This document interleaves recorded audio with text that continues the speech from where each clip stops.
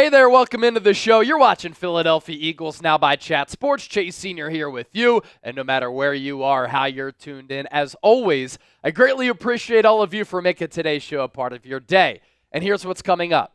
Could the Eagles trade one of the cornerbacks on their roster? Is pass rushing help on the way as we look ahead to the November 5th NFL trade deadline? And could the Birds trade for another wide receiver even after they made that move prior to the year for Jahan Dotson?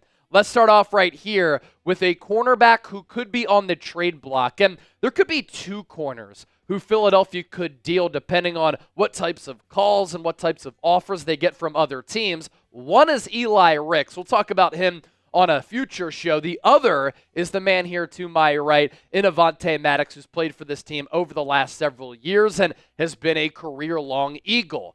Cooper DeJean took over as the Eagles' starting slot cornerback coming out of that Week 5 bye, and he has fared extraordinarily well against the Cleveland Browns and against the New York Giants in his first two NFL starts. And for another team looking for cornerback help, we talked about this all offseason, how Philadelphia is pretty deep at this position. They could look at Avonte Maddox as a player who is experienced, and he is also very cheap, right around $1 million. And he's played in 70 games throughout his career. That includes 40 starts, and his cap hit is only $1.5 million. The Eagles originally had let him go. They wanted to see, and Avonte Maddox wanted to see, if he had a market elsewhere. And then the Eagles decided to bring him back as a depth option at that slot corner role. And in the first couple of games, he didn't fare well. Cooper DeJean was trying to get up to speed and acclimated because he missed all of training camp pretty much and then came back for that preseason finale against the Minnesota Vikings. And then to start the year, they kind of slow played his development and integration into this defense. And then after the bye, Vic Fangio said, we've had enough. Maddox has been struggling. Let's get the athlete and the playmaker DeJean in there in that slot role. And DeJean has played very, very well.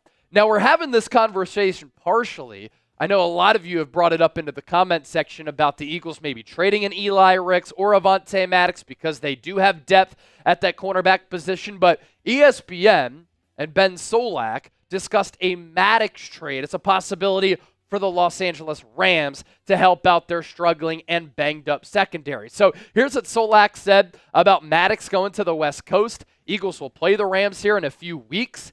Eagles cornerback Avonte Maddox. The Rams desperately need cover men if they have any hope of turning around their season. Maddox is a veteran nickel defender who has been ousted by rookie Cooper DeJean in the Eagles starting lineup. And while his best football is probably behind him, he's one of the better slot defenders that you can find on the trade market. Just play him in zone and give him some safety reps, and this could pay off. And I think that Solak makes a pretty good point there in saying that Maddox can be on the field in nickel situations. He can play slot corner, but he does have some experience playing safety too. So anytime you have a player and can add a player with positional versatility, that can help out your football club and that can appease another organization in trying to make a trade. And now that DeJean has taken over for Maddox, it's made him completely expendable. I know that DeJean's only started 2 games, but he's really passed with flying colors so far. You see him pop athletically, both playing corner, as a Swiss Army knife on that defense, as a return man. He's held up very well in coverage. Overall Pro Football Focus grade of 82.1, a coverage grade of 86.8. He's only giving up 3.2 yards per catch, passer rating of 74.1. And then against the Giants last Sunday at MetLife Stadium, we saw some juice, man. And it's the juice that I was saying that he can bring to the table as a returner for this team, because at Iowa, he had 7 picks. 3 of them came back for touchdowns when he was a Hawkeye, and then he had that 28-yard long punt return against the Giants in Week 7. And what I love about how Vic Fangio is utilizing the Eagles' second-round pick from April's NFL draft is playing him everywhere. And when you do that, you're catering to his athleticism, you're catering to his ability and versatility, but you're putting him in a position where he can make plays and impact the game. Now, obviously, a majority of his snaps are going to come in the slot. That's his best position. I said that after the Eagles had drafted him because when he's on the outside, he has good speed, but sometimes he can get a little bit handsy. And when you use him inside, you can use him all around. As compared to him being on an island at that outside cornerback role, he's been in the slot for 90 snaps, in the box for 8, along the defensive line for 2, outside corner 1, free safety 1. Very excited to see what he can become over time, and so far so good for both DeJean and the Eagles' first-round pick at corner in Quinyon Mitchell. Should the Eagles trade Avonte Maddox? That is today's poll question. It'll be the pinned comment as well. So type T for trade, type P for pass. If you get hit with that YouTube ad break, use it to your advantage. Scroll on down and let your voices be heard.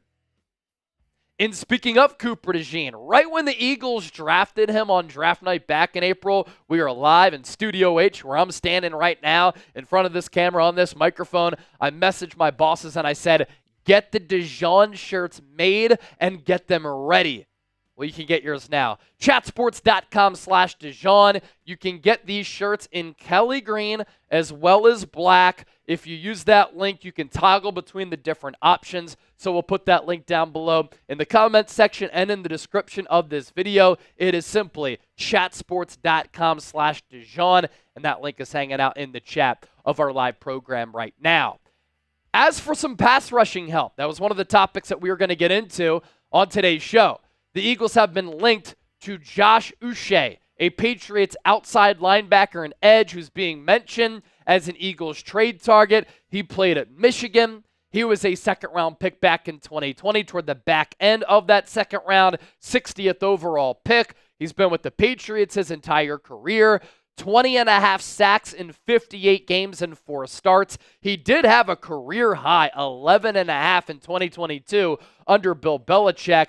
That was a monster year for him. Outside of that season, he has not had a year in which he's had more than 3 sacks. So you're talking about a rotational type of edge player here. Here's a glimpse at what he's done over his last 4, the 3, 11.5, 3, and then 2 sacks this year. So a player who's been inconsistent as far as having massive sack numbers, but he's been consistent hovering around that 3-sack mark. His cap hit for 2024, affordable, and we know that the Eagles could use some pass rushing help and maybe some depth there. I want to see over the next 2 games how they do fare with some of the current existing players on their roster, because we are starting to see a lot of strides from these young Eagles defensive players. And that brings me to this point. Totally valid question.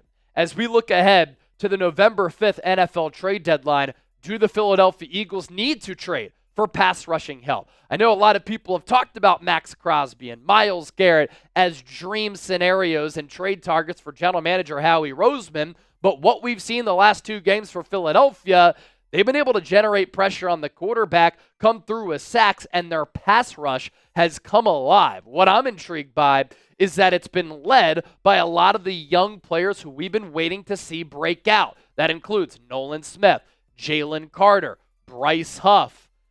I love what I've seen from Thomas Booker, Milton Williams. We have seen Nakobe Dean rack up some sacks on some linebacker blitzes. This is the Eagles' sack production against the Browns, and then their sack production against the New York Giants. Jalix Hunt even got in on the action, and I think Josh Uche has started to find his stride in this Vic Fangio scheme, and of course we'll see how Philadelphia can fare with their pass rush when they play Joe Burrow and the Cincinnati Bengals coming up on Sunday.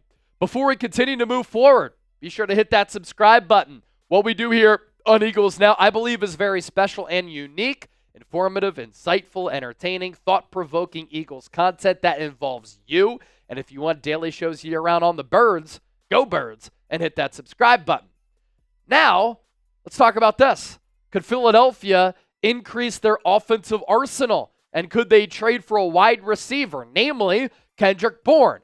ESPN, in that same article that we referenced a little bit earlier, listed Kendrick Bourne as a trade target for Philadelphia. And here's what Seth Walder had to say about that potential move. Which player should they target? Patriots wide receiver Kendrick Bourne. The Eagles traded for Jahan Dotson before the year to be their 3rd wide receiver, but that move has not panned out. Dotson has an almost impressively poor 0.2 yards per route run this year. Bourne, who recently returned from an ACL tear that he sustained last year, could be an upgrade, though he has never rekindled the level of play that he showed during a strong 2021 season when he recorded 800 receiving yards with 2.1 yards per route run. ESPN's receiver scores have always liked him. His overall score has been at least 50 in every year, including and since that 2021 season, and at least 60 in all but one. And Walter did reference that year a couple of years ago in 2021 when he had 800 receiving yards. The Patriots did give him a decent contract after he decided to leave the San Francisco 49ers for a bigger bag, and I don't blame him. But when you knock Kendrick Bourne for his lack of production, also keep in mind that Patriots offense has been a bottom 5, bottom 10 unit over the last couple of years with really subpar quarterback play. And last year, before he tore that ACL, he was on pace to have another year like he had in 2021. Tall, lengthy, pretty good wide receiver 3 option if the Eagles decided to go that route. But at this point, they don't even target a wide receiver 3. I would just try to figure it out with Jahan Dotson.